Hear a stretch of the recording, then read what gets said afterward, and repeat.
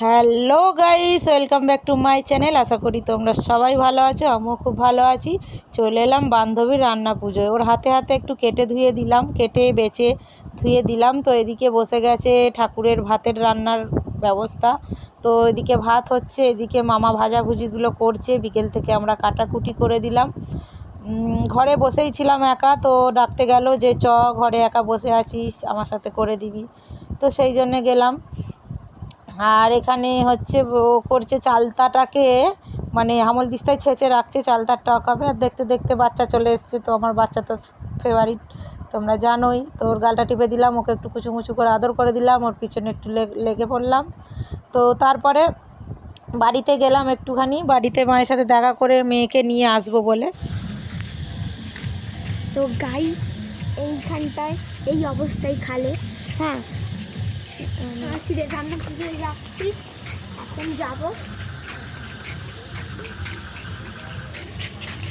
দেখো কি অবস্থা। ও ঠিক আছে, না তুমি করে ফেলো, আমি পারবো। আর পাচ্ছে না, বসে রয়েছে। বলছে বৌমা মাছের ঝালটা করে ফেলো, আর পাচ্ছি না, বসে এই তো হয়ে গেল।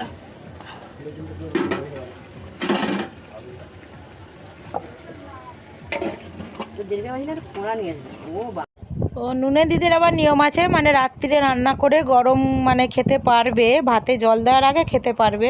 তো যা যা রান্না হয়েছে ওই যে মেয়েরা বসেছে, ওরা খেয়ে নিল। তারপরে আমরাও অবশ্য খেয়ে নিয়েছি।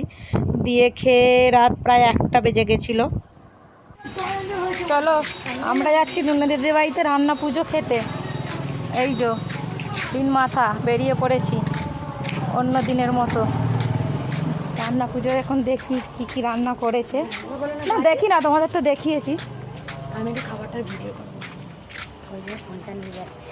খাবো, কাছে দেখছি অনেক কিছু। কিরা কি করছো তুমি? না না, পড়বে না, মা আছে না।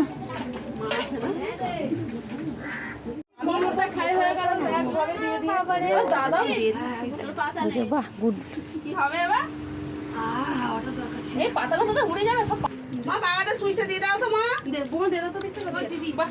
না কেন এমন হচ্ছে জানিস? কেন এমন হচ্ছে জানিস?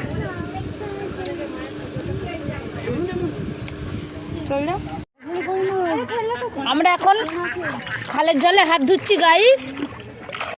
টানা একদিন বৃষ্টি হওয়াতে এইরকম জল, পুরো ঘরের সামনে জল, পুরো উপুচুপু খাল। তো আজকের মিনি ব্লগটা আমি এখানেই রাখছি। ভালো লাগলে লাইক কমেন্ট শেয়ার করবে। আর আমি যে রান্না পুজোর ব্লগটা তোমাদের সাথে শেয়ার করলাম, কেমন লাগলো কমেন্টে জানাবে। তো tata, bye bye guys, love you all.